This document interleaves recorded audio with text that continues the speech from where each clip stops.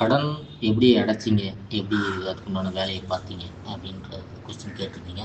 எப்படி நான் இது கடனுக்குள்ள போனேன் அப்படின்னா, முதல்ல மாஸ்டர் அடிக்கடி சொல்லுவாரு, "தான் அப்பா, அம்மாவ பார்த்து தான் வளர்றாங்க பிள்ளைகள்.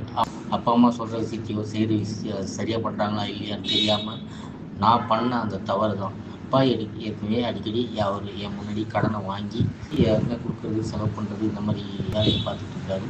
ஓ! இதுதான் வாழ்க்கை. இப்படிதான் பண்ணணும். கடன வாங்கி தான் பண்ணணும் அப்படின்ற எண்ணத்திலேயே நான் வாழ்ந்து, அந்த கடன வாங்கி வாங்கி செலவு பண்ணி, என் மனைவி நெறைய வாட்டி சொல்லியிருப்பாங்க. அவங்க பேச்சு கூட நான் கேட்க மாட்டேன். "உன் வேலைய பாரு" அப்படின்னு நெறைய இடத்துல நான் சொல்லி அவங்கள சங்கடப்படுத்தியிருக்கேன். மாஸ்டருக்கு எனக்கு புரிய வச்ச பிறகு தான் இதெல்லாம் தவறு, ரொம்ப ரொம்ப தவறு அப்படின்ற எண்ணத்துல வந்தேன். இதுக்கு முன்னாடி 2020ல நான் கடன் வாங்கி அதிகபட்ச கடனா ஒரு 4,00,000 4,50,000த்துக்கு மேல இருந்தது.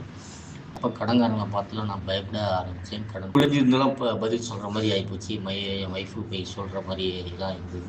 இந்த வாழ்க்கைலாம் வாழக்கூடாதுடா அப்படின்னு நினைச்சு டைம்லாம் யோசிச்சிருக்கேன்.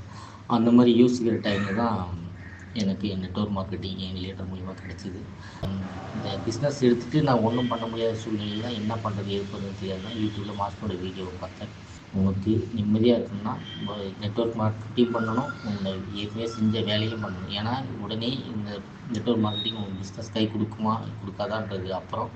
உனக்கான நிரந்தர வருமானம் எதனா ஒண்ணு கிரியேட் பண்ணிக்கிட்டு, அப்புறமா நீ கன்டினியூவா பண்ணுங்க அப்படின்னு மாஸ்டர் சொன்ன வீடியோ வச்சு தான் நான் இத பண்ண ஆரம்பிச்சேன். எம்எம்ஜி கூட நான் தொடர்ந்து இருந்தா தான் நான் என்னோட வாழ்க்கைய அடுத்து என்னோட பசங்கள, என்னோட ஜெனரேஷனு, நெக்ஸ்ட் ஜெனரேஷன் எல்லாமே நான் ஒரு சீரும் சிறப்புமா கொண்டு போக முடியும்.